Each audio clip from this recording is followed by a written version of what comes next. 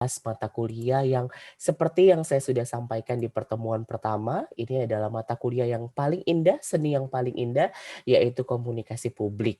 Ya, terima kasih teman-teman sudah hadir sepertinya semuanya ya dalam pertemuan ini sudah menggunakan pakaian yang nanti akan diceritakan di grup WhatsApp. Beberapa sudah saya baca. Tadi ada yang jadi maling ya karena ingin mencuri hati saya. Saya juga sudah baca tuh. Tadi ada Sofia mana tapi saya belum kelihatan ini videonya. Silakan diaktifkan teman-teman semuanya ya. Hari ini kita akan beberapa hal akan saya bahas ya. Sebelumnya saya mohon maaf kemarin saya tidak bisa hadir di pertemuan hari Kamis karena kondisi kesehatan ya, karena memang saya tuh dari kuliah dulu sebetulnya. Saya punya masalah di lambung, teman-teman ya. Jadi ada kondisi di mana saya ketika salah makan atau kurang terlambat makan terutama ya, itu sangat mempengaruhi lambung saya gitu. Nah, teman-teman bisa concern di dalam masalah kesehatan itu. Jadi kalau lambung saya udah kena tuh saya bener-bener nggak bisa ngapa-ngapain sama sekali ya karena memang sangat terganggu kesehatan saya sehingga saya benar-benar sakit, perut saya tuh seperti dibelah gitu. Nah ini mudah-mudahan kondisinya sudah cukup baik saya hari kemarin ya, jadi sudah ditangani dengan baik ya. Coba nah tuh Sofia sudah hadir. Selamat pagi Sofia. Pagi Pak. Pagi ya. Oke, ini temanya benar-benar ya. Oke, nanti kita bisa lihat-lihat teman-teman semuanya yang lain. Sebelumnya hari ini kita mau belajar dulu sekilas ya. Ini nggak akan panjang, mungkin hanya 20 menit sampai 30 menit ke depan. Saya harus bahas ke kalian tentang komunikasi antar budaya atau intercultural communication. Nah, ini salah satu materi yang cukup menarik kita pelajari di dalam komunikasi publik. Kenapa? Karena teman-teman, we are living in the big world. Kita tinggal di dunia yang begitu besar. Dan ternyata orang tuh nggak sama ya. Dari mulai suku, dari mulai penampilan fisik. Hari ini ketika saya meminta Anda mengenakan sebuah tema Anda tuh nggak ada yang sama. Iya kan? Jadi mungkin ada yang mirip-mirip, tapi hampir semuanya berbeda. Ini menantikan bahwa ternyata kita hidup di dunia yang begitu diverse, begitu beragam. Nah, bagaimana komunikasi bisa bicara di sana, teman-teman? Ya, pagi ini kita akan membahas sedikit mengenai intercultural. Bagaimana cara mengatasi hambatan di dalam komunikasi antar budaya dan bagaimana kita bisa menang dalam perbedaan budaya. Ya, sebagai video pengantar, mari kita tonton bersama. Silakan saya share videonya ke siapa nih yang biasa nge-share? Ke Michelle atau ke siapa? Ke Mario, Pak. Ke Mario ya. Oke, sebentar ya. Saya akan coba kirim ke Mario.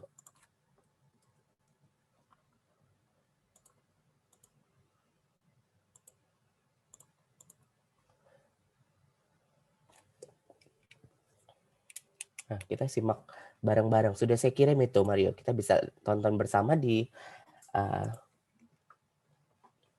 Zoom ini.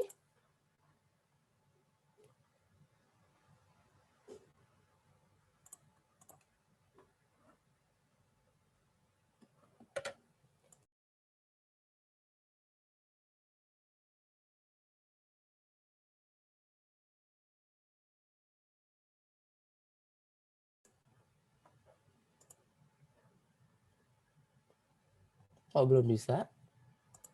Coba.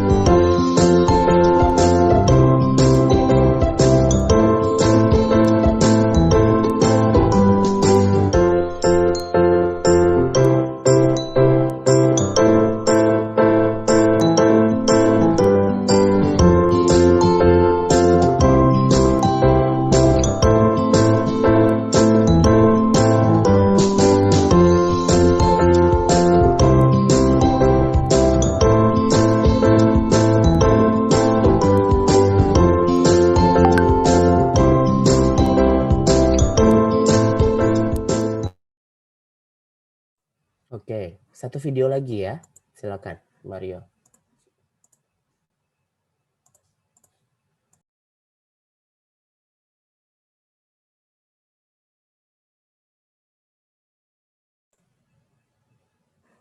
Afif, mana tadi?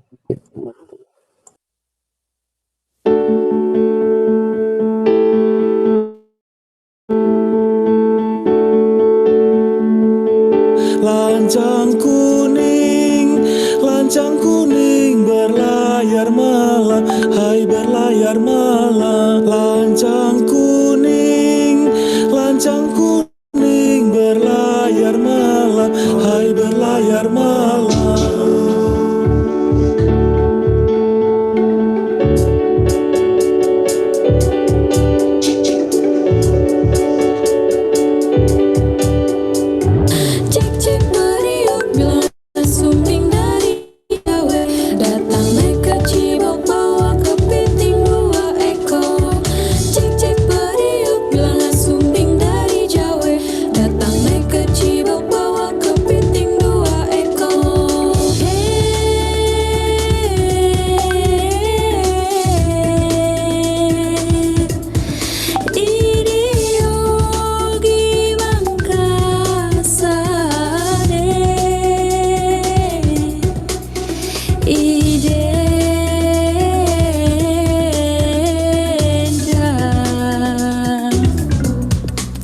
Sinanggar tulo hatulo, sinanggar tulo hatulo, sinanggar tulo hatulo, sinanggar tulo hatulo, sinanggar tulo hatulo, na na na na na na.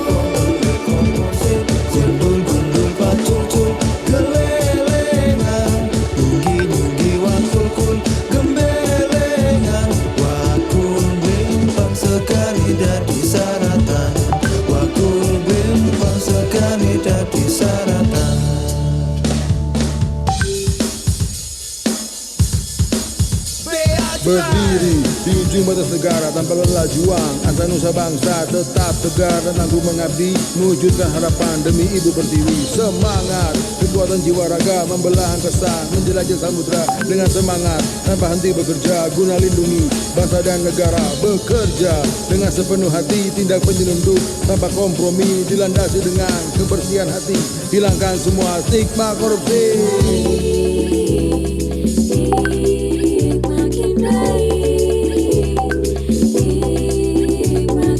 Walaupun terpisah jauh dari keluarga, demi biaya cukai bukan tak berkarya.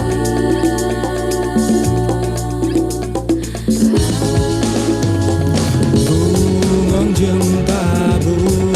jempa megah di Aceh. Bungong telebet indah lagoina. Ayam dan lape, ayam dan lape. Satu, dua, tiga dan empat, lima, enam, tujuh.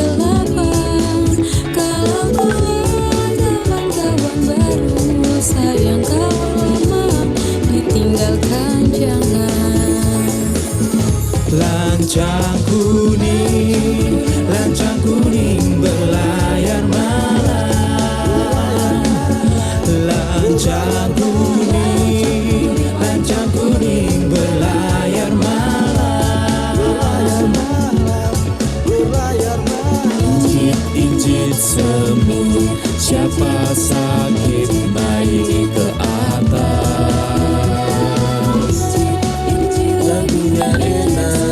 Lagunya enak, merdu sekali. Es lilin mah jejak kala pemuda, dibantu mah jejak didorong-dorong. Rasa sayang sayangi, si patoka amat tego goroka sayang. Ayam hitam telurnya putih, mencari makan di pinggir kali. Sinyo hitam giginya putih, kalau tertawa manis sekali. Yamko rambe yamko aronawa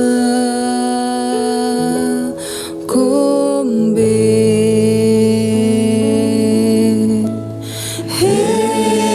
Yamko rambe yamko aronawa kombe.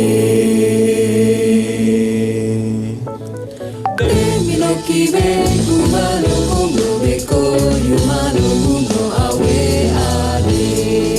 Honke honke honke biru, honke jumbe jumbe biru, honke honke honke biru, honke jumbe jumbe biru.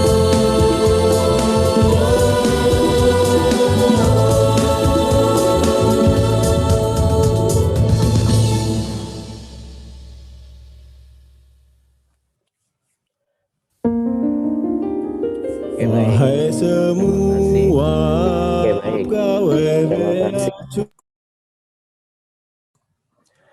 Ya, kita bisa berikan tepuk tangan bersama atas 2 video itu, teman-teman. Ya, mudah-mudahan itu bisa menggugah perasaan kita. Saya mau tanya dulu nih, Afifa. Nah, saya lihat Afifa. Afifa itu pakai baskom ya di atas kepalanya ya? Coba Afifa. Afifa, Caping, Pak. apa? Caping. Caping ya, saya pikir baskom. Kamu apa perasaannya tadi setelah melihat 2 video tersebut? Senang karena menunjukkan bahwa Indonesia itu sangat beragam. Indonesia itu Dengan sangat lagu-lagu. beragam ya, sangat Iya. indah. Hanya Indonesia saja. Video yang pertama bahkan di luar itu ternyata budayanya beda banget loh sama budaya kita, ya kan? Iya. Iya, oke, baik, terima kasih ya Viva ya. Terus Nah, coba tadi yang saya lihat nyanyi-nyanyi tuh Rara ya. Hari ini jadi apa ya Rara ya? Po, Jadi kucing, Pak. jadi karena Enggak, ini temanya pesta topeng. oh bagi kamu. Nah, kamu sadar betul bahwa Indonesia itu ternyata beda-beda ya kita?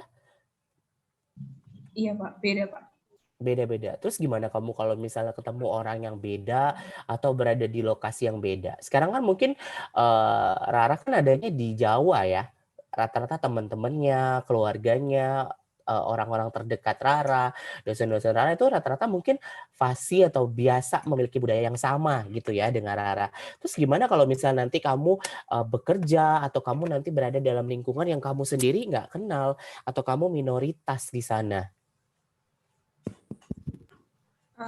Senang sih, Pak, malahan saya. Karena kayak kalau saya dengar orang Medan ngomong gitu tuh udah lucu aja bagi saya. Karena beda kan. Kayak Bu Sensei ngomong ya? Kalian dapat Bu Sensei Apa, Pak? nggak sih? Dapat Bu Elsa nggak? Iya. Iya kan? Kaget Iya, kan itu harus, kadang-kadang. Iya. Ya, gitu sih, Pak. Jadi seneng juga gitu ya kalau ngelihat budaya yang lain ternyata orang Indonesia juga, tapi ternyata beda banget. Nah, teman-teman, hari ini kita akan coba, saya akan sampaikan sedikit tentang, komunikasi antar budaya, mengapa ini penting ya. Yang pertama saya berangkat dari budaya dulu. Ya, teman-teman pasti sudah tahu lah, mungkin udah dapat juga budaya Nusantara dari dulu kita kecil, tapi saya hanya ingin me-refresh saja bahwa ternyata budaya itu sistem sharing, teman-teman. Sistem sharing ini artinya apa? Artinya dia adalah sebuah pemrograman di dalam masyarakat. Jadi sesuatu yang terotomatisasi, sesuatu yang benar-benar hidup, sesuatu yang memang melekat dan ada di dalam masyarakat. Jadi karakteristik perilaku, individu, tentang bagaimana sebuah nilai, norma, simbol-simbol, kepercayaan dan keyakinan itu ada di dalam suatu kondisi geografis tertentu. Itulah yang kita kenal sebagai budaya. Jadi budaya itu memang otomatis ada di dalam suatu kesatuan. Jadi bisa beda pulau, beda RT, beda rumah, bahkan beda individu saja, itu budayanya bisa berbeda.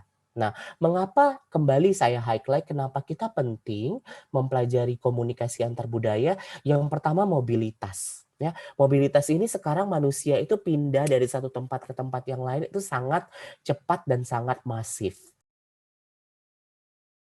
Ya, kemudian saling ketergantungan ekonomi, teknologi komunikasi, pola migrasi dan kesejahteraan politik itu sangat dipengaruhi oleh antar budaya.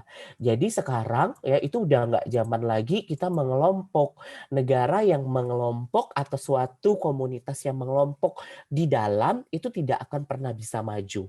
Karena ini kita berbicara tentang saling ketergantungan ekonomi. Belum ada negara yang bisa independen dalam ketergantungan ekonomi mereka. Bahkan negara sebesar Amerika saja, itu mereka tidak bisa hidup tanpa negara yang lain, tidak bisa tanpa kapas dari Cina, tidak bisa tanpa ikan dari Indonesia.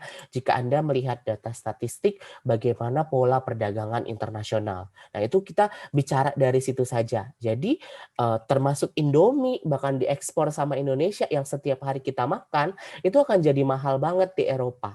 Nah, ini mengapa antar budaya ini menjadi suatu hal yang sangat significantly discuss. Ya. Nah, kemudian kita membahas tentang perbedaan budaya itu bicara tentang apa sih, teman-teman? Banyak sekali kalau kita bicara tentang apa yang dimaksud dengan perbedaan budaya.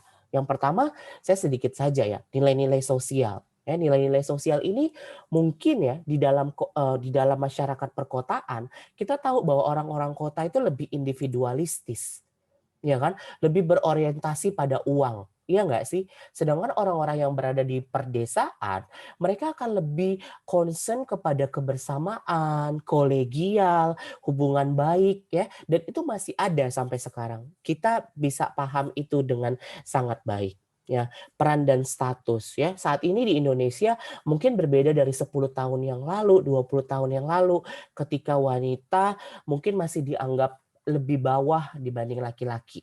Ya, bahkan banyak sekali pepatah yang mengatakan dunia ini tuh dunia laki-laki. Nah, sekarang mungkin sudah mulai bergeser dengan banyaknya peran dan status penting yang diperoleh oleh perempuan, ya. Sehingga masalah gender, kemudian ada masalah toxic masculinity yang dulu mungkin nggak pernah dibahas, sekarang sudah dibahas. Bagaimana pria itu sebenarnya banyak sekali jenisnya, yaitu itu ada di dalam peran dan status, itu perbedaan budaya juga.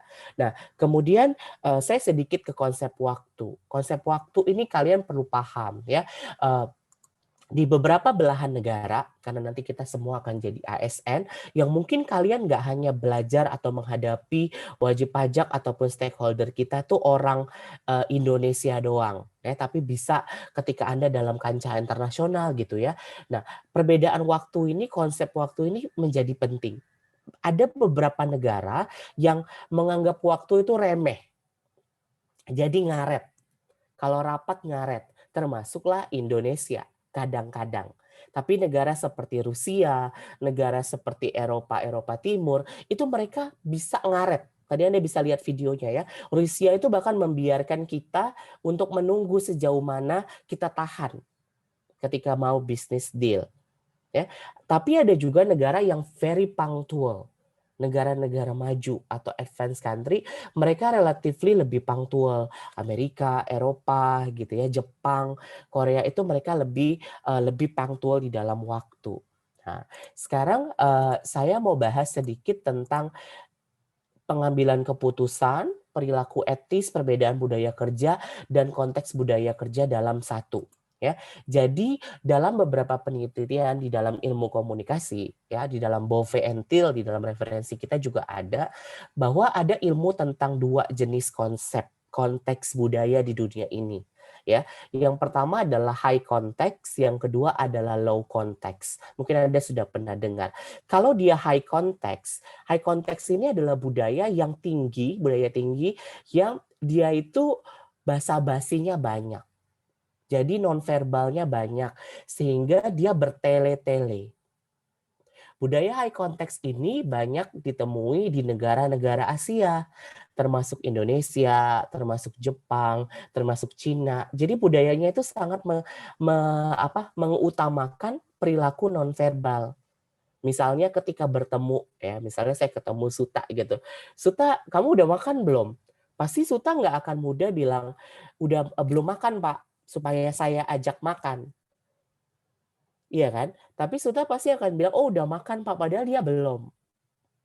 Gitu. Jadi budaya basa-basinya sangat tinggi. Nah, berbeda dengan low context. Low context ini banyak di Eropa ataupun Amerika Utara ya, Amerika, Kanada. Itu mereka budaya yang sangat to the point. Jadi, Anda berbicara dengan mereka, komunikasinya juga direct atau straight to the point. Mereka tidak akan mempertimbangkan hal-hal nonverbal, hal-hal yang sifatnya non-teknis. Mereka tidak akan suka dengan hal seperti itu. Ya, jadi paham ya antara high context dengan low context. Walaupun memang ini nggak bisa digeneralisir. Jadi ada juga orang Indonesia yang low context karena dia mungkin sudah banyak terserap budaya Barat. Jadi dia orangnya to the point banget, nggak suka yang basa-basi, nggak suka yang uwuh pakewu, unggah unggu itu nggak suka. Tapi ada juga masyarakat Amerika yang masih menganggap itu penting, kesopanan kepada orang tua, ya konteks nonverbal ada juga. Tapi ini secara garis besar saja menggambarkan itu. Dipahami ya, teman-teman ya? Nah, kemudian gestur. Saya rasa gestur kita udah pernah singgung sedikit, nggak akan saya banyak lagi. Kayak misalnya mengangguk itu iya, tapi di India itu bisa enggak, di Bulgaria justru enggak, itu adalah iya. Ya, di Belgia juga sama. Nah, ini salah satu perbedaan. Jadi, kita mengetahui bahwa ternyata perbedaan budaya itu nyata, ada dan hidup dalam masyarakat. Nah, kenapa antar budaya, orang yang berbeda budaya itu menjadi sulit berkomunikasi, teman-teman? Ada dua faktornya di dalam ilmu komunikasi. Yang pertama adalah etnosentrisme. Etnosentrisme ini seperti chauvinism. Apa maksudnya? Etnosentrisme ini artinya kita cenderung menganggap budaya kita itu yang paling benar dan paling baik daripada budaya orang lain. Sehingga ketika kita melihat orang yang berbeda budayanya dengan kita, kebiasaannya dengan kita menganggap mereka salah. Itu etnosentris. Kita sering melihat orang berperilaku misalnya salaman dengan tangan kiri. Itu bagi kita aneh ya, teman-teman. Aneh dong. Nggak sopan dong bagi orang Indonesia. Salaman dengan tangan kiri. Bagi orang Arab itu sangat tidak sopan. Karena tangan kiri tidak digunakan untuk hal-hal yang baik atau hal-hal yang bersih. Ya, tapi tidak bagi bangsa yang lain yang menganggap sama saja. Ya, misalnya ketika berjabat tangan, bertemu, ada yang berjabat tangan dengan tangan kiri. Nah, etnosentris ini bicara ketika kita menganggap budaya kita tuh paling benar. Ih, kok dia salaman pakai tangan kiri ya? Salah nggak sih dia? Nah, itu kita mengasumsikan sesuatu budaya yang kita anggap paling benar. Padahal kita harus memposisikan bahwa semua budaya itu, tadi kita belajar bahwa kita nih hidup di dalam dunia yang memang sangat besar. Sehingga budaya itu hidup dan otomatis di dalam masyarakat. Ya, itu satu, etnosentris. Yang kedua adalah mindfulness dan unmindfulness atau kesadaran dan ketidaksadaran. Ini maksudnya apa ya, teman-teman? Mindfulness dan unmind ini bicara tentang otomasi. Kita tuh punya yang namanya pikiran bawah sadar kita. dalam meyakini sesuatu hal, ya kan? Sekarang gini, saya tanya siapa ya misalnya, saya tanya Juan, ya. Juan ini temanya jadi apa nih Juan hari ini? Jadi Bruno Mars, Pak.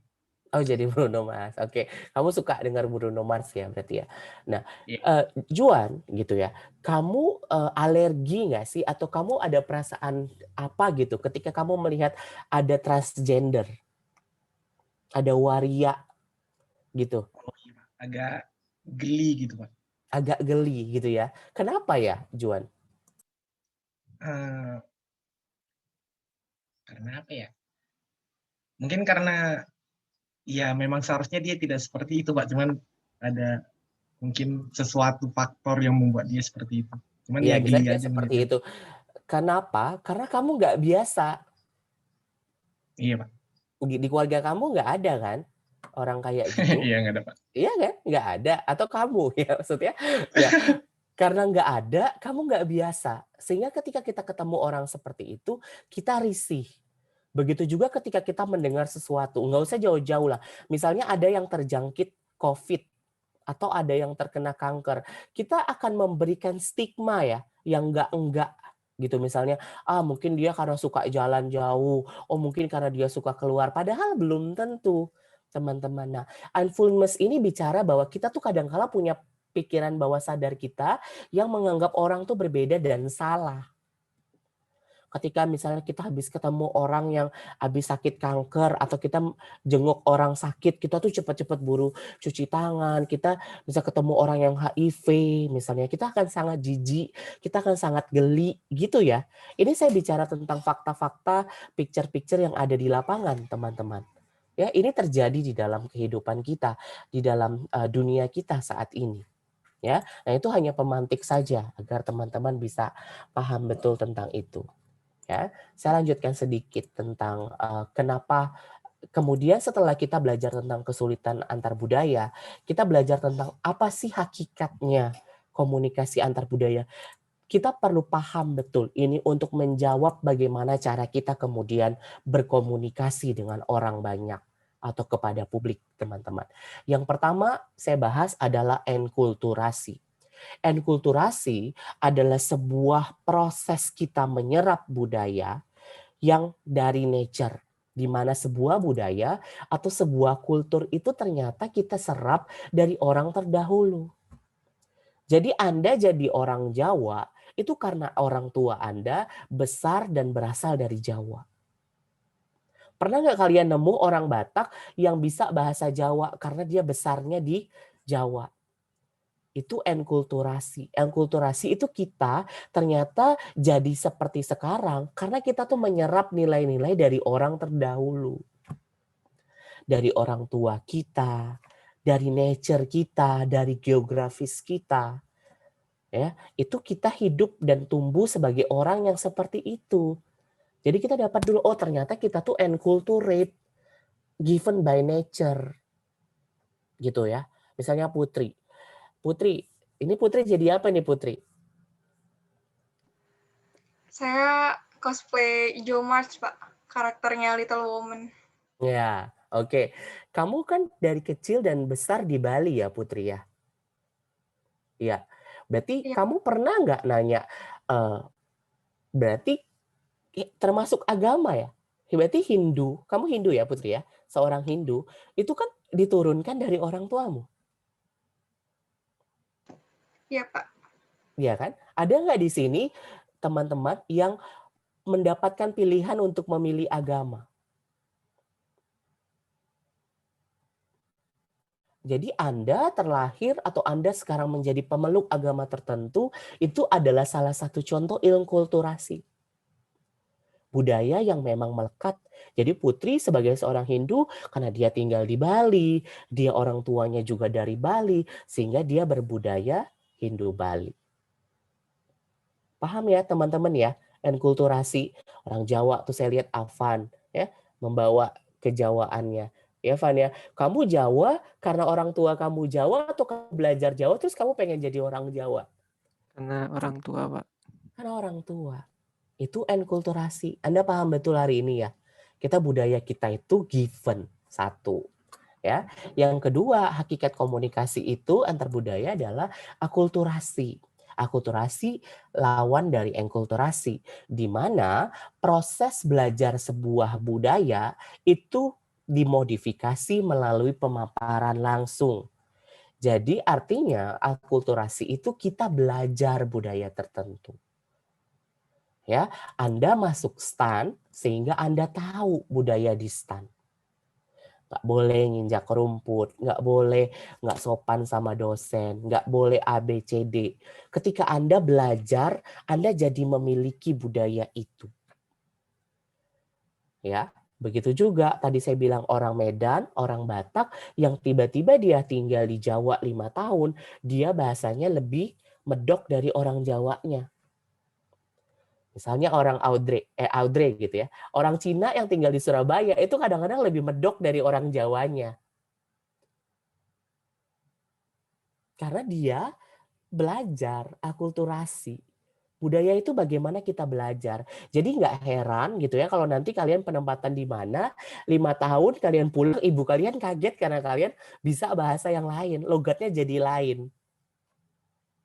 Dan itu akulturasi, itulah nature-nya manusia. Kita sangat adaptif belajar. Paham ya? Budaya ini panjang ya. Budaya itu ada mata kuliahnya sendiri, tapi budaya ini nggak hanya tentang bagaimana perilaku, tapi juga norma, nilai sosial, gitu ya. Kepercayaan kalian terhadap hal-hal tertentu, gitu. Ya, itu sekilas saja. Nah, kemudian hakikat antar budaya itu maksudnya apa? Antar budaya itu bisa antar ras, antar kelompok etnis, antar pemeluk agama, subkultur. Subkultur ini misalnya antara homoseksual dengan heteroseksual, ya, antara subkultur dengan kultur yang dominan, antar jenis kelamin pun bisa beda budayanya. Ya, kalau misal dulu kita waktu masih di kampus gitu ya, kalau misal kalian lihat itu kalau misalnya si Dinda itu misalnya izin sama dosennya mau pipis Pak ke belakang, pasti Dinda bawa temennya. Berdua dia ke toilet. Nggak masalah ya. Kita ngelihatnya nggak apa-apa kan. Misalnya Dinda ternyata dia izinnya sendiri tapi dia berangkatnya sama Aurora. Coba bayangin ketika Adit izin gitu ya ke toilet, terus Adit sama Azhar, Zar ikut yuk Zar. It's gonna be aneh ya. Akan aneh ketika ngelihat, ya kan? Aneh nggak sih gitu. Saya tanya siapa ya? Saya tanya ini deh, Sofi. Nah, Sofi. Ini udah siap wisuda ya, Sofi ya, hari ini? Iya, Pak. Iya, kamu mau wisuda offline apa online nih? Offline, Pak. Offline ya, biar dapat bunga Iya. asli ya, gitu. Sofi, kamu kamu suka nggak sih gandengan sama teman kamu yang cewek, misal dari kelas ke Taman CD atau ke Kalimongso gitu? Suka, Pak. Tapi Suka. cuma sama teman yang dekat aja, Pak. Iya, dan itu biasa aja kan ya? Iya. Nah, kalau nanti kamu di kampus gitu ya, kamu ngelihat Faris sama Noval tuh gandengan tangan ke Taman CD, kamu aneh nggak? Aneh, Pak, lihatnya. Aneh. Kenapa? Karena aneh aja gitu, Pak. Kayak jarang dilihat gitu cowok gandengan sama cowok. Iya, tuh udah dikasih sign love tuh sama Noval. Aneh ya, karena budaya kamu bilang itu aneh. Kita nggak terbiasa. Tapi kalau cewek sama cewek gandengan tangan, misalnya Sofi gandengan tangan gitu sama Audrey, nggak masalah kan? Padahal kamu nggak tahu ternyata Audrey itu seorang lesbian dan suka sama kamu. Misalnya, bukan Audrey yang ini ya, Audrey yang lain gitu. Nah, kenapa kita bisa kayak gitu ya, Sofi?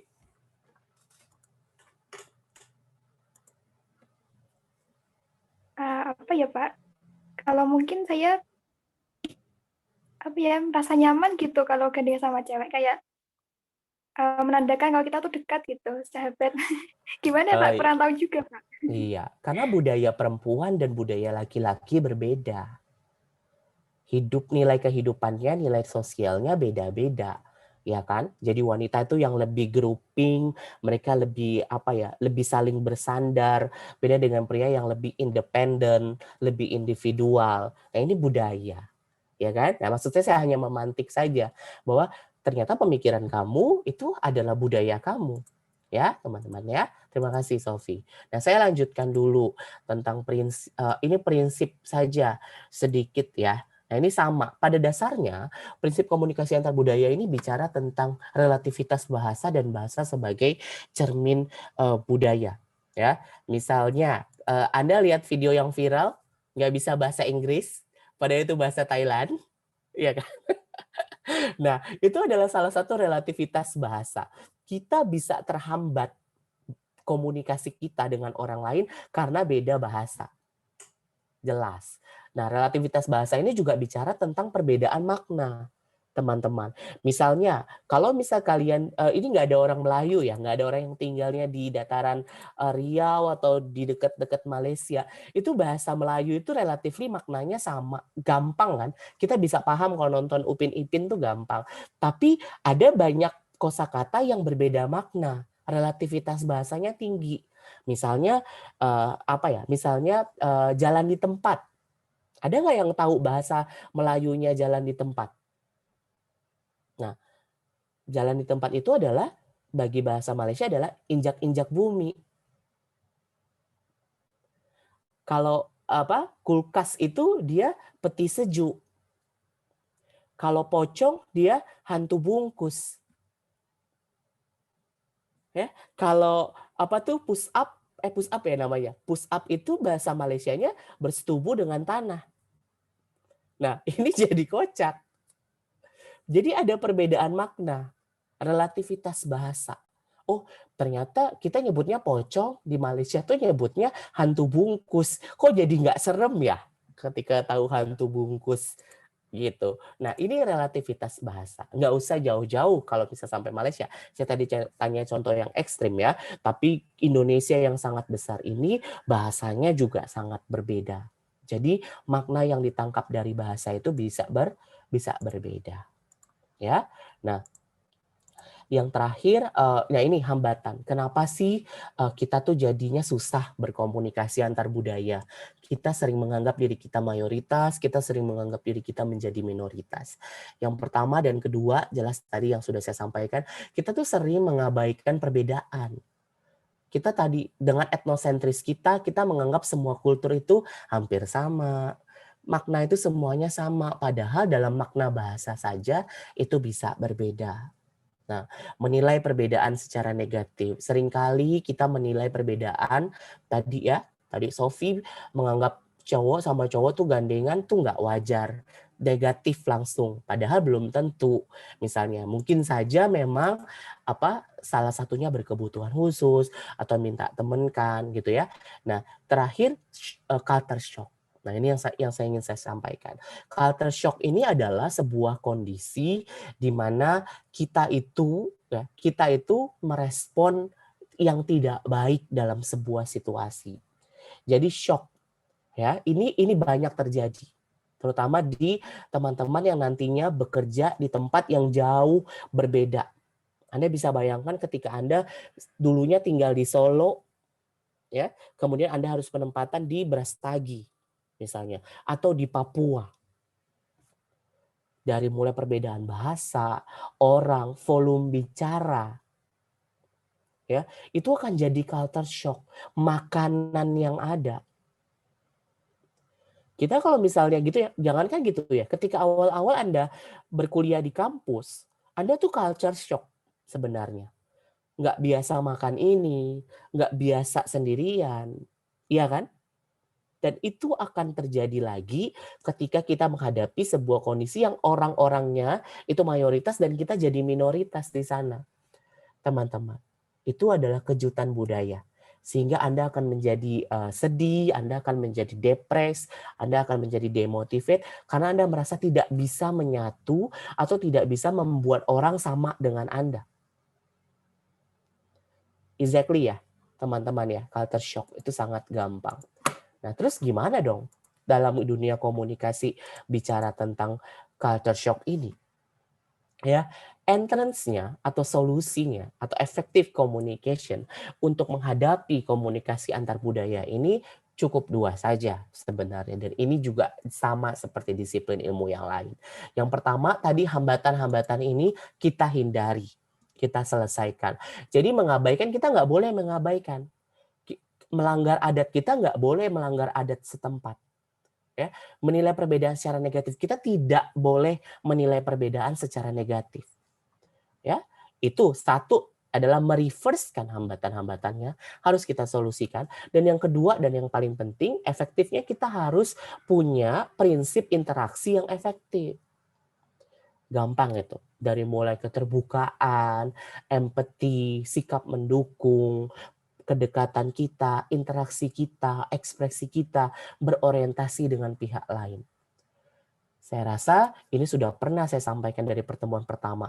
Kita itu ketika kita berkomunikasi, fokus kita itu ada pada stakeholder kita.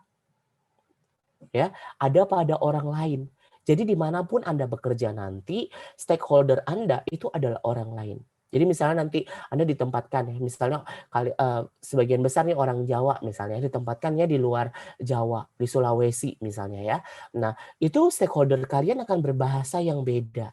Nah, kalian harus mengatasi hambatan itu. Mau nggak mau, suka nggak suka, kita pelan-pelan menyesuaikan. Belajar bahasanya.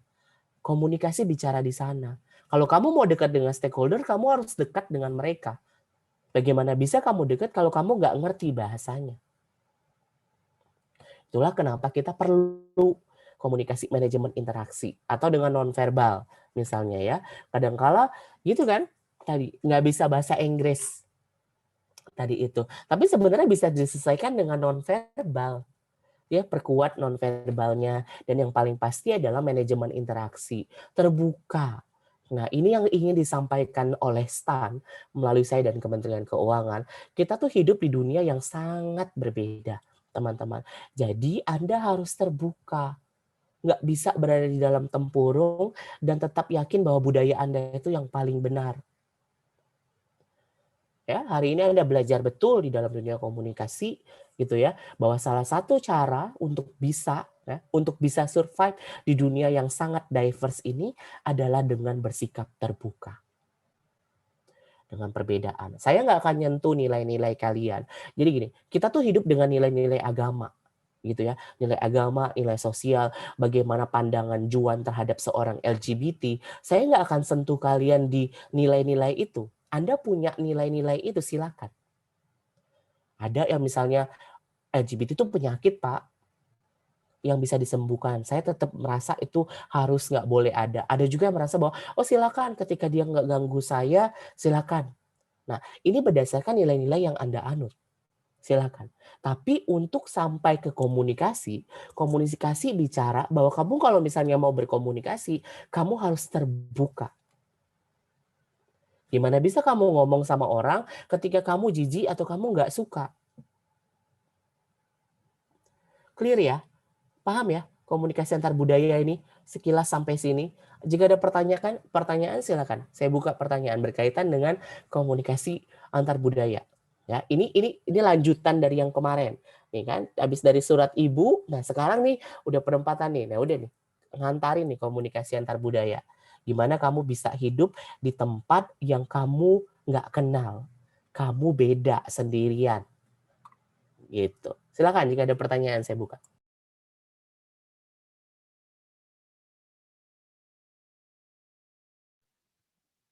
Izin bertanya, Pak. Okay. Silakan, Juan. Jadi kan tadi kan ada kayak suatu negara X yang kalau mau berjabat tangan itu pakainya tangan kiri, sedangkan kita itu kan biasa pakai tangan kanan gitu. Nah, kalau misalnya kan mungkin kita udah sama-sama ngerti lah kalau kita ke tempat orang lain kita harus menyesuaikan. Tapi bagaimana dengan misalnya ada pertemuan negara-negara nih, nah yang misalnya di Dubai gitu, terus si negara X ini datang, terus kita juga datang ke Dubai. Nah itu kan udah berbeda lagi kondisi lapangannya. Nah itu yang menyesuaikan itu siapa Pak? Apakah kita atau si negara X? Oke, jadi kalau misalnya kita di dalam dunia yang diverse banget, itulah kenapa ada yang disebut dengan general dan professional ethics. Jadi kamu kan udah pelajari tuh waktu di pertemuan berapa ya kita belajar tentang penampilan busana, walaupun nggak banyak ke nonverbal. Jadi ada yang kita kenal dengan ethic conducts. Jadi kalau dalam dunia yang diverse itu pakai yang paling umum saja, Juan, untuk mengatasi perbedaan. Kayak misal kamu bingung atau kamu nggak kenal, ya kan? Ini orang mukanya orang India, tapi ternyata dia orang Indonesia. Misalnya dia mukanya orang Eropa, tapi ternyata dia orang India. Nah kan kamu nggak bisa paham betul, ya kan? Jadi pakai general norms, pakai aja salaman biasa saja dengan tangan kanan, gitu. Begitu juga ketika misalnya gini, kamu di Jepang, ya kan? Di Jepang itu orang salam dengan membungkuk. Kita kan nggak biasa ya. Bagi orang Amerika, orang Eropa gitu ya, itu adalah bagian dari feodalisme. Mengapa kita membungkuk? Ya kan? Mengapa kita harus membungkuk? Tapi ketika mereka mau berbisnis, mau effective communication, ketika orang Amerika datang ke orang Jepang, dia ikut membungkuk, menghormati budaya tersebut. Gitu ya. Tapi ketika dia ketemunya di Bali, oh ntar dulu, kita pakai professional ethic. Misalnya dia ketemunya di Bali, pakai profesional saja. Kira-kira begitu. Menjawab ya. Jadi antar budaya ini bicara tentang kita paham budaya lain, tapi ada professional conduct. Gitu. Yang di luar budaya kita gitu. Misalnya gini, misalnya Juan, gitu ya. Kamu kan nggak semua orang gitu ya bisa minum alkohol. Iya kan? Tapi nanti misalnya Juan di-assign sama Bu Menteri hadiri sebuah pertemuan dan ternyata pertemuannya itu minum alkohol, kamu minum nggak? Saya tanya. Sebenarnya dengan senang hati, Pak. Dengan senang hati. Sebagai penikmat ya, gitu ya Juan ya. Nah, Juan nggak akan masalah. Gitu. Tapi bagi Anita, bagi Fadila, bagi Dinda, itu gimana? Coba Anita deh. Anita, kamu kalau misal nanti kan sama Juan nih, diminta Bu Menteri ngadirin pertemuan gitu. Suatu saat ya, amin. Nah, itu kamu ada sebuah kondisi ya, sebuah acara di mana kamu harus meminum alkohol. Kamu minum nggak? Enggak, Pak. Enggak. Kamu bilangnya apa? Ih, kok nggak sopan ya, ini nggak mau nih menerima ajakan kita gitu. Mungkin bilang kalau saya memang tidak minum alkohol gitu, Pak. Oke, begitu juga ketika misalnya nanti ya Noval harus bekerja di Papua gitu ya Val ya. Di Papua terus kan karena penerimaan kita 100% gitu ya, kepala kantornya bilang, "Oke, besok kita pesta bakar babi. Panggang babi." gitu ya, panggang babi. Nah, Noval sebagai minoritas, kamu makan nggak, Val? Apa yang kamu lakukan? Tetap enggak, Pak, tapi tetap ikut acara tapi nggak ikut makan. Nggak ikut makan, cuma nyicip-nyicip sama nyium-nyium aja. Cium baunya boleh, Pak. Oke, jadi jawabannya benar ya, Noval maupun Anita benar. Jawabannya adalah kita tadi saya kan udah sampaikan hint-nya. Kita punya nilai sosial kita yang nggak bisa diganggu gugat, teman-teman. Salah satunya adalah kepercayaan kita misalnya, dan kita boleh yakin dengan itu dan boleh menolak itu dengan sopan, dengan baik, dengan alasan yang baik. Jadi silakan saja. Mohon maaf Bapak, saya tidak bisa hadir, atau tadi Noval mau hadir, mohon maaf Bapak, saya tidak bisa makan karena saya dalam agama saya tidak diperbolehkan untuk makan itu. Begitu juga Anita. Saya tidak boleh meminum itu karena saya memiliki kepercayaan untuk tidak meminum itu. Boleh. Pernah terjadi di IMF. Di IMF ini cerita nyata ya. Saya cerita nyata. Teman saya itu adalah license officer-nya India.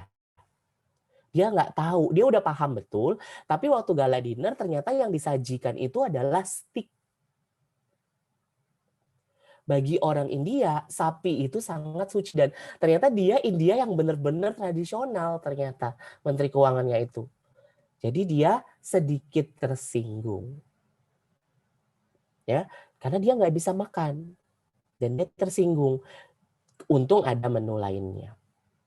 Ya, tapi dia sudah sempat dihidangkan. Nah, ini juga menjadi salah satu problematika. Ya, jadi kita harus tahu betul. Begitu juga saya pernah nonton sebuah film gitu ya tentang SBY, presiden kita pada waktu itu ya. Jadi dia sering merequest sesuatu. Ya, jadi menunya itu boleh, silakan saja. Untuk makanan itu beliau bisa makan ini, beliau nggak bisa makan ini. Gitu. Jadi nggak masalah. Paham ya? Dapat ya maksudnya ya? Oke. Silakan ada pertanyaan lain? Pak, izin tanya Pak.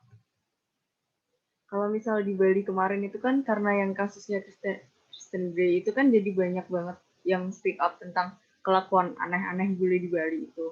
Nah mungkin menurut kita kan aneh ya Pak, tapi menurut mereka kan kita nggak tahu apa menurut mereka tuh biasa aja atau gimana. Nah apa itu tuh jadi alasan, cukup jadi alasan buat mereka dideportasi Pak? Mungkin nggak seseorang tuh dideportasi dari suatu negara karena perbedaan perilaku yang segitu gede gitu Pak. Sebenarnya kalau dari Kemenkumham yang saya baca, terima kasih Misha pertanyaannya, dia dideportasi bukan karena perilakunya, tetapi karena visanya, visa tinggal atau visa turis. Apa sih sebenarnya dia? Yang saya baca itu karena visanya loh. Iya. Bukan karena dia seorang perilaku LGBT, bukan karena dia kenapa-kenapa. Maksudnya Gimana? bukan yang Kristen Grey itu Pak, yang lain-lain gitu Pak. Maksudnya kan ada beberapa yang pernah dideportasi gitu kan, bule-bule Rusia atau bule mana gitu. Ya, gini ya, cara jawabnya itu gini. Pasti ada ketentuan kenapa seseorang itu dideportasi dari negara kita. Ya kan? Karena saya tidak bekerja di Kemenkumham, saya tidak begitu paham, ya. Tapi yang saya tahu, ketika seseorang dideportasi itu karena dia memiliki masalah. Masalah dari statusnya atau dari dokumennya. Nggak boleh loh orang sembarang tinggal. Gitu. Michelle, kamu nggak boleh tinggal di Thailand, tapi kamu nggak punya visa tinggal. Kamu harus punya visa tinggal, bukan visa turis. Visa turis itu berlaku sekian waktu saja. Setelah habis, kalau kamu nggak perpanjang, kamu wajib dideportasi. Gitu. Nah, dalam hal masalah-masalah, memang dalam hal masalah ini perlu kita lihat dulu satu-satu. Masalah orang itu apa? Ada yang dia membuat onar, sehingga membuat ketertiban umum terganggu. Sehingga dia punya tendensitas mengganggu ketertiban sehingga jadi dideportasi. Saya rasa masalah-masalah itu bisa maksudnya bisa dieskalasi dari mulai di daerah setempat kemudian sampai ke Kemenkumham sebagai otoritas kita baru dideportasi. Begitu. Ya, tapi saya rasa kalau untuk yang perilaku LGBT-nya atau yang tadi ya yang lebih kecenderungan tentang yang sensitif-sensitif tadi, saya rasa bukan itu alasannya kenapa kita mendeportasi seseorang. Ya.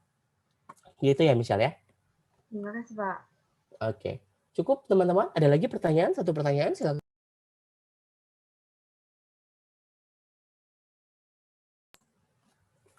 Oke. Kalau gitu ya udah. Kalau gitu kita ke ini ya.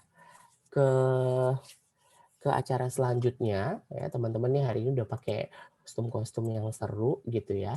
Nah, saya mau tanya dulu deh. Ini kan ini ada lihat gambar di samping ini teman-teman. Ada gambar seseorang yang menghadap ke belakang gitu ya. Ini laki-laki atau perempuan ya? Dari postur badan sepertinya laki-laki, Pak. Laki-laki. Ada nggak yang lihat? Ada nggak yang lihat dia perempuan? Saya, Pak. Ada loh yang lihat perempuan. Jangan-jangan ini Bu Elsa nih. Siapa ya ini ya? Nah, oke. Ini cuma pemantik saja. Nah, teman-teman, saya punya 10 box di sini. Nah, 10 box ini adalah pertanyaan-pertanyaan final yang harus teman-teman jawab dalam mata kuliah kita pada hari ini. Jadi, komunikasi publik saya menguji Anda harus memilih box ini ya, karena kita punya 30 orang. Satu pertanyaan akan dijawab oleh 3 orang. Ya, jadi nanti sistemnya silakan Anda memilih kotak nomor berapa dan teman Anda. Ya, jadi satu orang itu memilih 2 orang kemudian menjawab salah satu soalnya. Ya, kan ada 30. Ya, saya melihat ada beberapa yang menarik di sini ya, tak lain tak bukan. Yang pertama saya pilih adalah Sofia. Silakan Sofia. Dengan konsep malingnya, teman kamu siapa saja? Dua orangnya, Pak. Ya. Dinda sama Arif, Pak. Dinda dan Arif. Oke, nomor berapa yang dipilih? Nomor 6. Nomor 6. Ya, kalian bertiga akan menjawab satu pertanyaan yang ada di nomor 6. Pertanyaannya adalah, apa kriteria pasangan idaman kamu? Siapa di kelas ini yang menurutmu paling sesuai dengan tipe idealmu? Dapat dipahami pertanyaannya?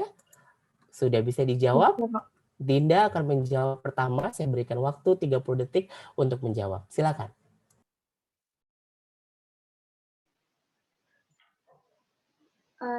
Kalau pasangan idaman saya itu sebenarnya yang pertama dia itu tuh taat kepada Tuhan, Pak, taat kepada ajaran agama. Lalu setelah itu dia itu orangnya gimana ya, nggak bisa mendeskripsikan. Orangnya kayak lemah lembut gitu. Terus ya cepet. Terus sama Lu jadi apa sih hari ini? Jadi model playboy ya, Dinda? Apa sih? Ini minimalis, Pak. Oh, minimalis. Terus, cuma 30 detik, ayo. Apa kriteria tadi udah ya, lemah lembut. Siapa orang di kelas ini yang paling mendekati kriteria itu? Siapa ya, Pak?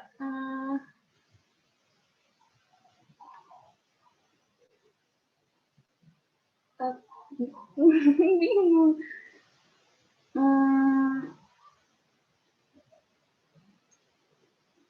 Afan, Pak. Afan ya. Oke, terima kasih.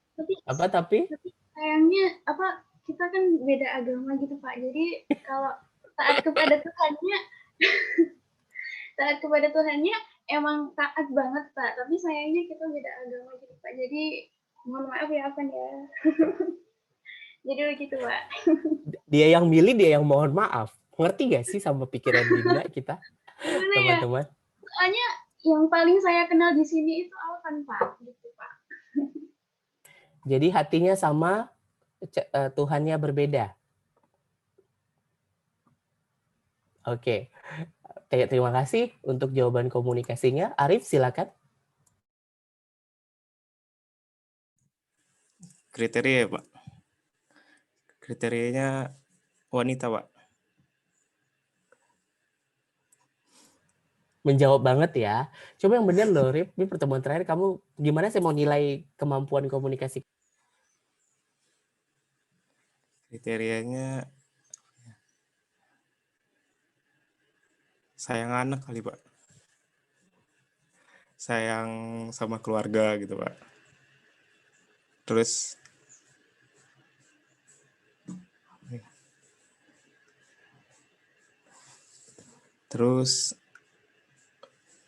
baik, peduli gitu, Pak. Ya, Bu Elsa lah berarti ya. Oh iya, Pak. Iya. Siapa orang yang paling cocok di sini menurut kamu?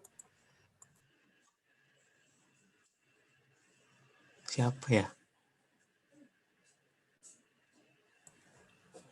Ya, Rip, cepetan, waktunya habis nih.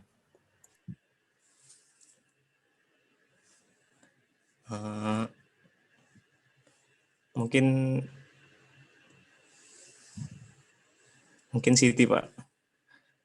Oke. Makasih ya, Arif ya. Oke, Sofia, silakan. Terima kasih, Arif. Kalau kriteria sih, Pak, yang cuek gitu. Terus maksudnya cuek sama yang lain.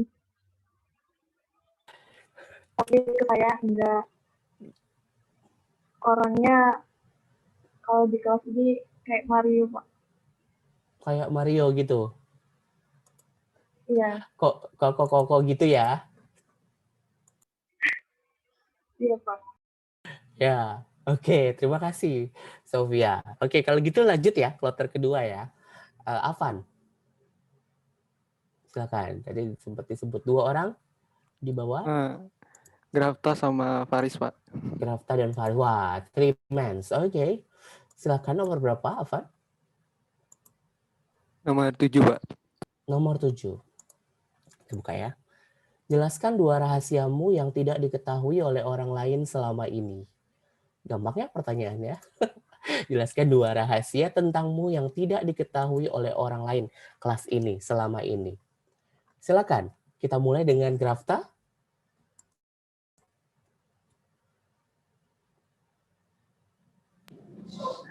Baik, Pak. Yang tidak diketahui, 2 yang tidak diketahui oleh teman-teman semua, mungkin yang pertama itu saya orangnya penyayang, Pak. Baru yang kedua. Penyayang binatang. Bukan, Pak.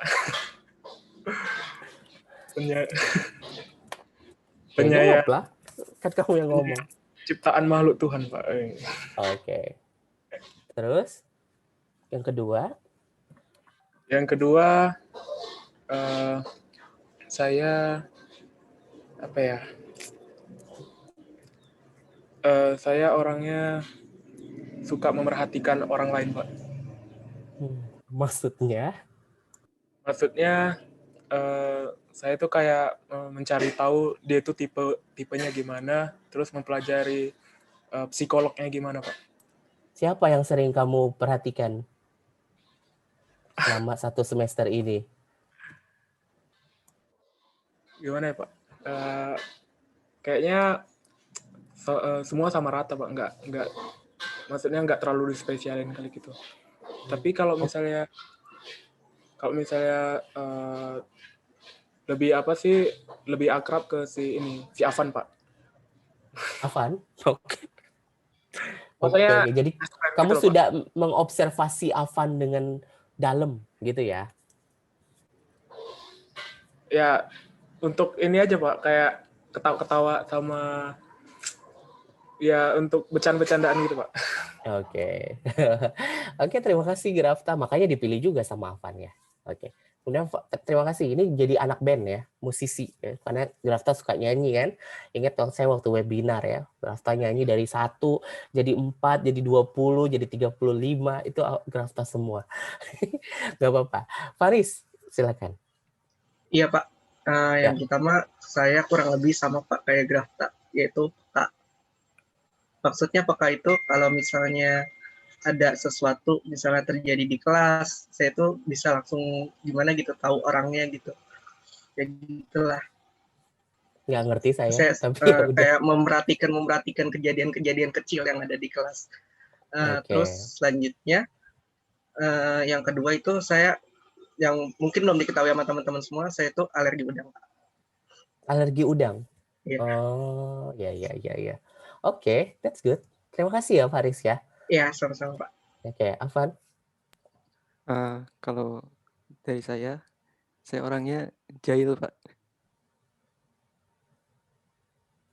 Jahil tapi ngangenin, seperti Dinda bilang tadi. Oh, enggak juga, Pak. Ya terus? Jahil sama suka bercanda, Pak. Terus? Yang kedua? Suka cerewet sebenarnya, Pak. Cuman karena di rumah jadi pendiam, Pak. Jadi sebenarnya kalau waktu di kampus cerewet ya? Lumayan, Pak. Dari rumah beda. Oke, gitu. Ya. Oke, kalau gitu. Sally Azarah. Ya, ini juga menarik nih. Jadi Mario Bros ya, Sel, hari ini? Iya, oke. Silakan dipilih 2 temennya, Sally. Pilih Adit sama Michelle, Pak. Adit ya, sama Michelle. Oke, silakan nomor berapa?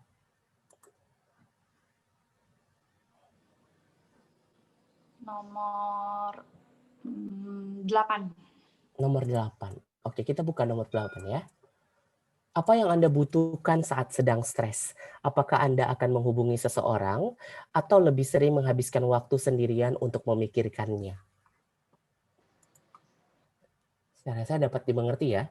Apa yang Anda butuhkan saat stres? Apakah Anda menghubungi seseorang atau lebih sering menghabiskan waktu sendirian untuk memikirkannya? Silakan, siapa dulu? Aditya? Silakan Adit.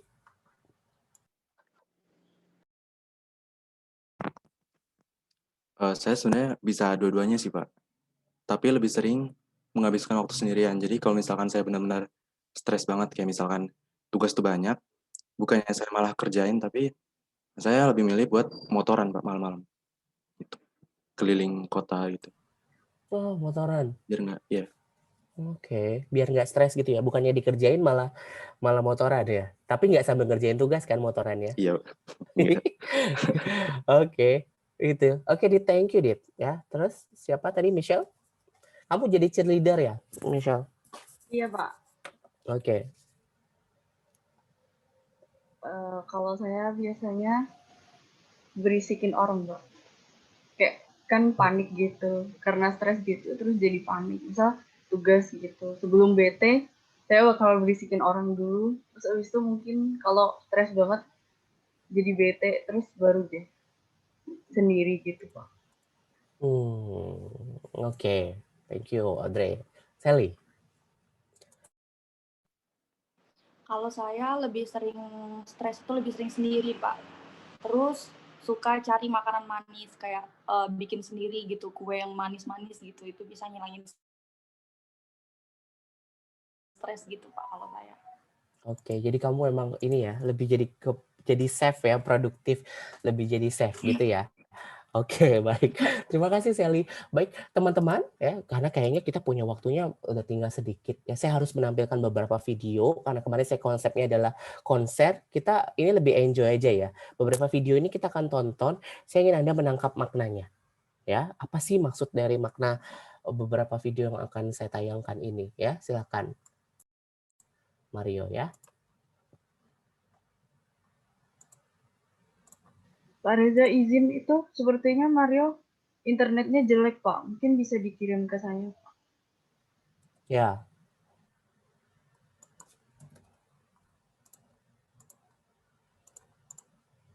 Oke. Tadi agak-agak ini ya, nge-lag gitu ya.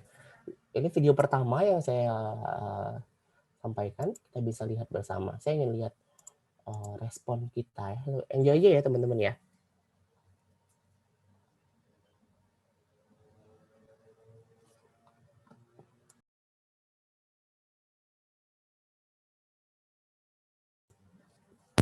Udah tuh Michelle.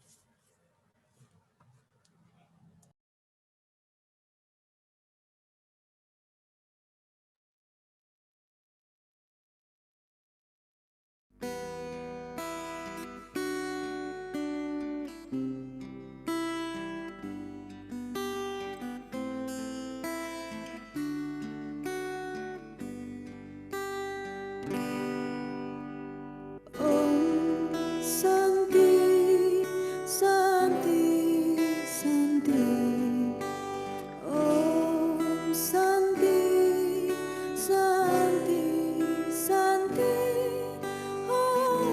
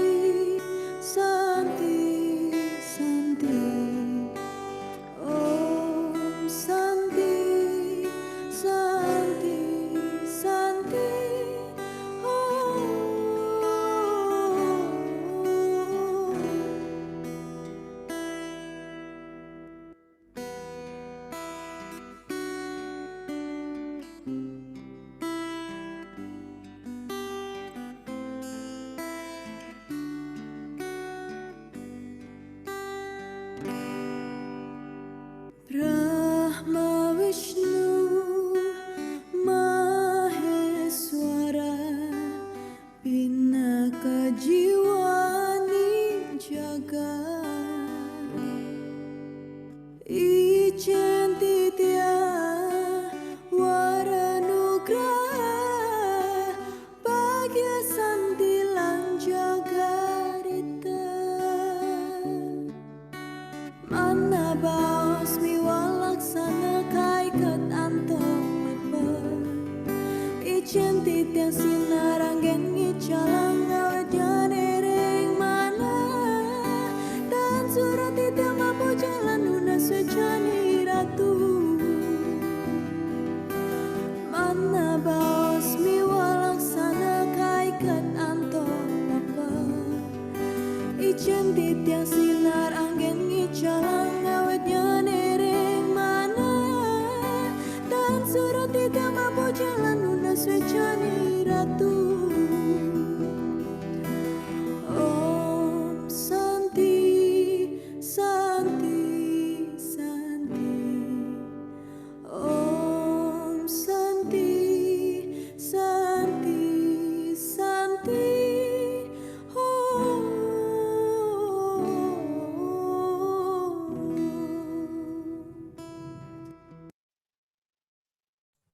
Oke, silakan video selanjutnya, Michelle.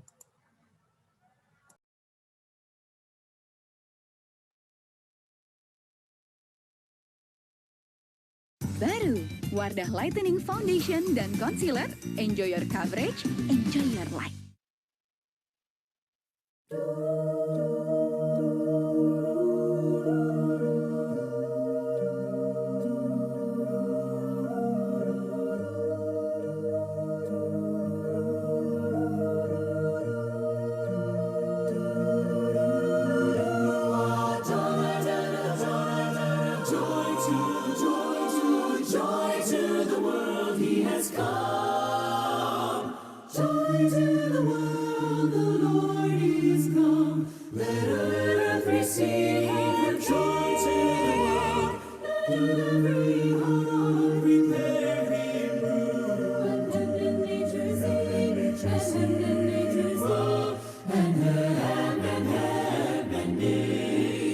Sing for unto us a child is born.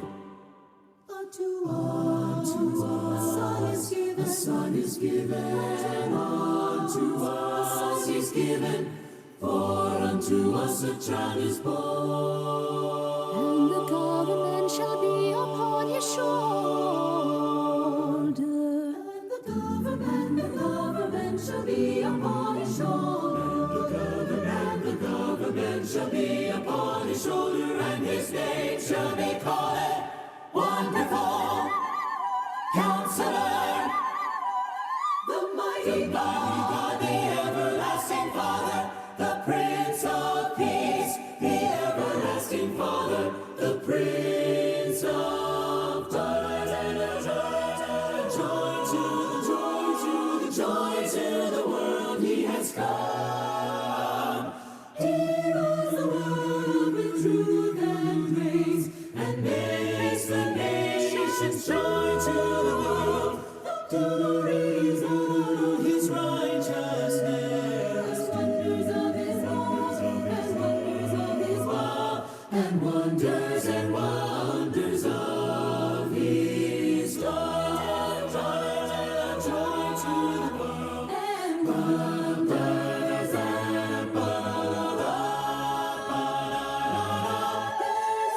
and wonders of his joy to the world. The Lord is come.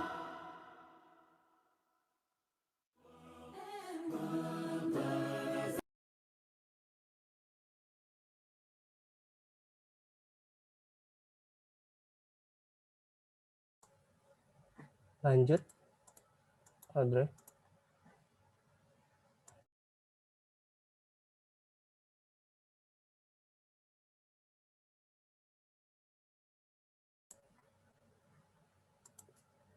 Jadi biasa. Audrey.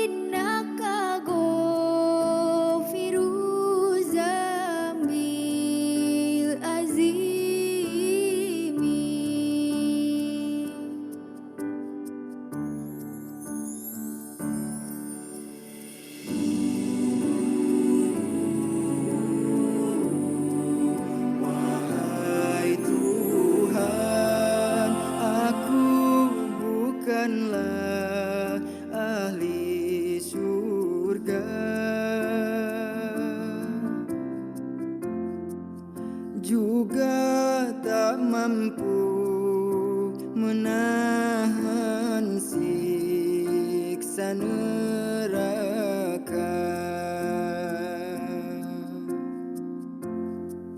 Kabulkan taubat, ampuni dosa-dosaku.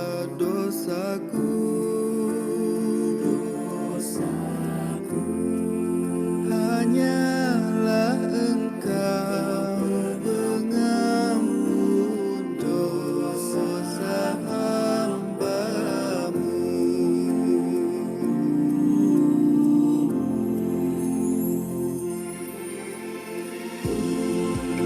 Ya Allah, hanya kepadamu aku bertobat. Hanya padamu aku meminta ampun. Karena hanya Engkaulah Maha Pemberi ampun dan penerima taubat.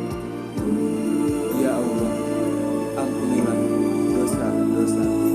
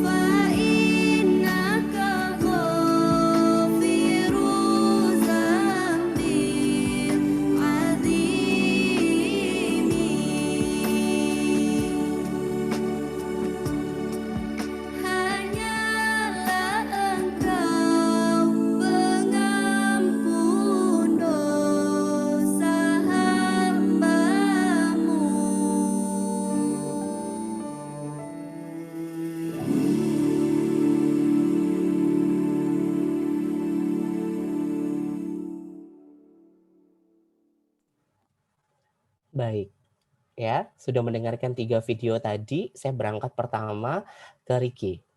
Ricky, tadi yang pertama, kamu kenal lagunya? Maksudnya kenal itu gimana, Pak? Tahu lagu itu? Nggak pernah dengar sih, Pak. Pernah dengar? Tahu maknanya nggak? Artinya apa? Mungkin bisa diceritakan ke teman-teman. Jadi itu yang saya tangkap kan itu lagu apa ya, berbahasa Bali yang kalau nggak salah isinya itu tentang puji syukur yang dipanjatkan kepada Tuhan dan juga pada Dewa Brahma Wisnu Maheswara. Ya, itu aja sih, memohon kedamaian, kan definisi Om Santi. Ya, benar. Terus ketika kamu lihat video yang kedua dan ketiga, apa yang bisa kamu sampaikan?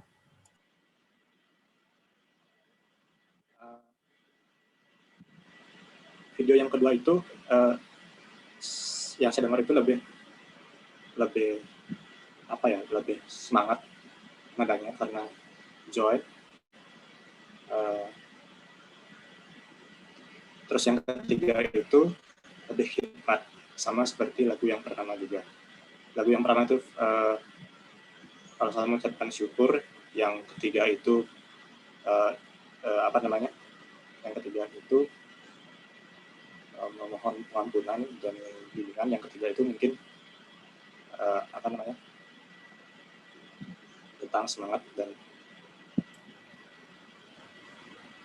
semangat jalani hidup mungkin gitu, Kak. Oke, baik, terima kasih Ricky. Mario, bisa mendengar suara saya? Mario?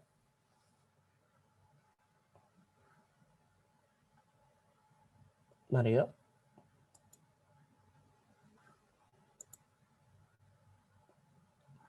Mario? Nggak kedengeran ya? Ini Mario kayaknya. Iya, Pak. Nah, ya.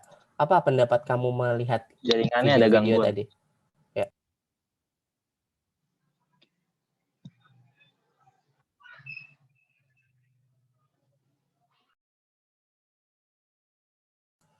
Ya nggak denger ya. Ya udah kalau gitu siapa yang akan mewakili? Grafta? Iya, Pak. Ini udah pertemuan terakhir, ya kan? Ternyata teman kamu ada yang berbeda agama kamu. Ada yang tadi kamu lihat ada Home Santi, Ricky dan teman-teman, kemudian ada Grafta dan teman-teman, dan ada teman-teman yang lain gitu. Apa ketika kamu melihat video ini? Pertama-tama yang pertama-tama yang saya dapat saat melihat video itu, kita sadar bahwa kita itu penuh dengan perbedaan, dan perbedaan itu buat kita jadi kaya, Pak. Lalu untuk yang perbedaan tadi itu, saya orangnya kebetulan terbuka, Pak, kalau misalnya untuk ke teman-teman yang lain. Dan saya memang suka kayak hal yang berbaur dengan keharmonisan antar perbedaan gitu, Pak. Jadi kalau misalnya yang tadi itu ditampilkan seperti itu, saya merasa kayak ya kita itu bisa membangkitkan lagi gitu kebersamaan itu meskipun kita berbeda gitu. Oke, terima kasih Grafta. Siti? Iya, Pak. Oke, kamu mewakili teman-teman kamu, silakan. Kalau saya merasakan dari ketiga lagu tadi, memang cara kita menyampaikan gitu ya, Pak, itu berbeda. Tapi ada kesamaan juga, yaitu berupa rasa penghormatan, pengharapan kepada Tuhan. Jadi meskipun kita berbeda caranya, pada satu titik kita itu juga sama gitu sebagai manusia yang makhluk Tuhan kayak gitu, Pak. Oke, sudah dapat ya teman-teman inti dari pertemuan komunikasi antar budaya pada hari ini. Kita tuh beda-beda tapi satu tujuan kita hidup, yaitu untuk berbakti kepada Tuhan. Ya, jadi ya maksud saya ini pertemuan terakhir, pertemuan terakhir kita udah sampai nih di ujung pertemuan. Saya titip pesan untuk selalu ingat dan setia pada kebaikan dan juga ingat kepada Tuhan. Ya, jadi apapun yang kamu lakukan itu semua kan serahkan kepada Tuhan. Ya, itu saja pesan dari saya. Saya rasa semua sudah panjang lebar saya sampaikan dari pertemuan awal. Nggak berasa ya, sudah akhir ya teman-teman. Ya, UAS-nya kemarin sudah saya sampaikan tentang review komunikasi media, yang nanti silakan dilihat apakah itu dari media yang dari pemerintah atau dari media swasta. Silakan saja gunakan teori-teori yang sudah ada. Saya rasa pertemuan-pertemuan kita sebelumnya sudah cukup untuk mendukung kalian mengerjakan UAS pada waktu itu. Ya, secara personal saya minta maaf atas kesalahan yang sudah saya lakukan selama pertemuan 1 sampai 14. Mudah-mudahan ilmunya bermanfaat ya teman-teman buat nanti ke depannya gitu ya. Semoga kalian semua lancar seterusnya UAS meskipun kendala yang terjadi ya untuk Rara. Silakan Rara, saya mau dengar dari Rara dulu deh. Rara, semangat ya. Kamu bisa gitu. Apa Rara deh, pesan kamu buat teman-teman, silakan saya berikan waktu. Apa yang kamu mau bilang nih kepada teman-teman 5-7 pertemuan terakhir hari ini, apa pesan kamu buat teman-teman? Silakan, Po.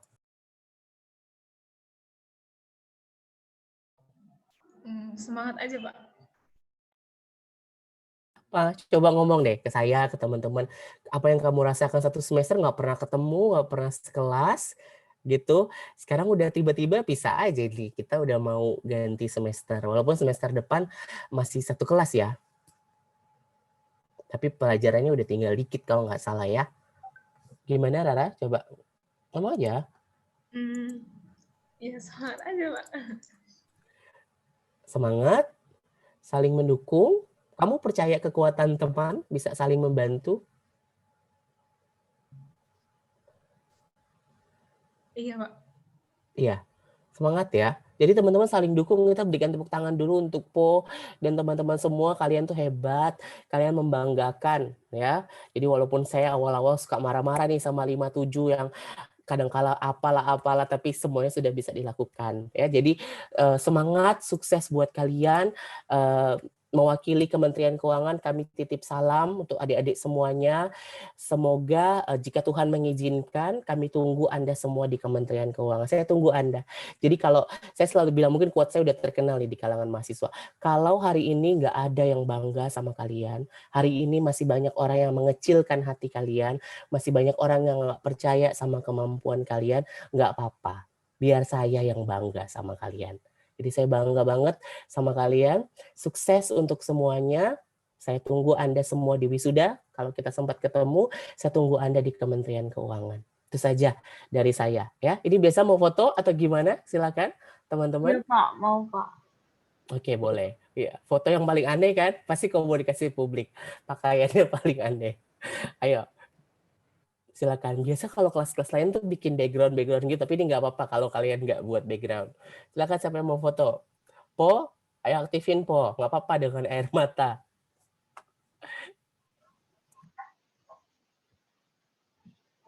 Proses ya teman-teman. 1, 2, 3. Lagi. 1, 2, 3. Lagi enggak? Udahlah, udah berasa. Oke teman-teman, saya titip juga sedikit ya. Ketika nanti ada penilaian dosen kan kalian silahkan menilai ya bagaimana dosen. Tapi kalau untuk saya titip di beberapa ada kolom isian gitu ya, kolom yang esai itu tolong ditulisin ya. Anggap itu jadi surat cinta kalian. Misalnya kalian ingin apa, nyampein kesan, pesan dan juga kritik dan saran supaya saya bisa baca. Karena saya bisa bacanya dari situ. Jadi saya dapat laporan dari situ. Oh ternyata walaupun saya nggak tahu siapa yang akan nulis, tapi paling nggak saya tahu teman-teman nitip pesan, nitip saran, nitip apresiasi seperti apa di situ. Ya, saya minta tolong itu ya, teman-teman ya. Saya titip itu, jaga kesehatan, jaga fokus kalian, selamat mengerjakan UAS. Kita ketemu di hari-hari baik berikutnya. Sehari ya semuanya ya, sampai jumpa. Assalamualaikum warahmatullahi wabarakatuh. Terima kasih banyak Pak Reza. Waalaikumsalam warahmatullahi wabarakatuh. Terima kasih Pak. Waalaikumsalam warahmatullahi wabarakatuh. Terima kasih Pak. Terima kasih Pak. Terima kasih ya, saya izin ya.